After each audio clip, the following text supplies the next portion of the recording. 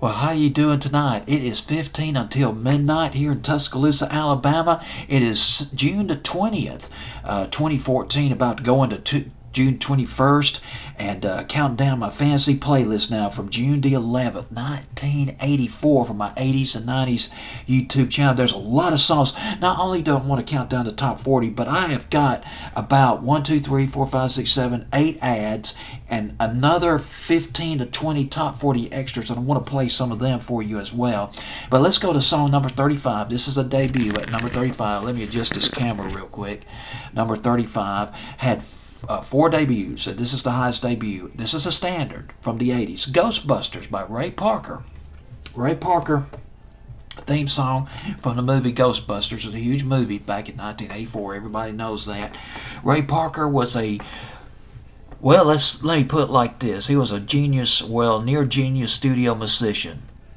And he was at the Hot Wax Invictus label back in the late 60s, early 70s. He played behind Stevie Wonder as well on some of his work back in the early to mid 70s.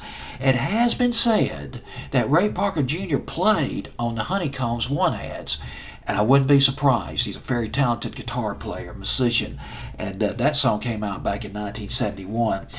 This song, Ray Parker wrote the song Ghostbusters, but he had to compete against 60 other submissions for the theme song, but his was picked ultimately. Ray Parker got his girlfriend and her friends to sing the chorus, to shout out the chorus, because he didn't want to do it.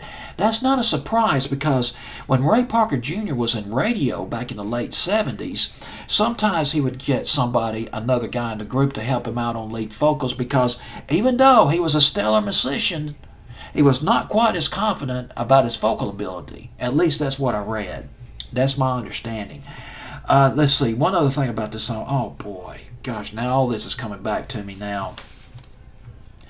Ray Parker played all the instruments, almost all the instruments on this record, but there are exceptions. The keyboards was played by a guy named Martin Page. Martin Page from Southampton, England. Oh, God.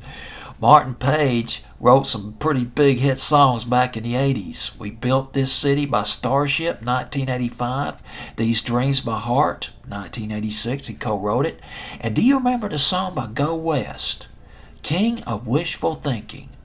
Spring, Summer, 1990.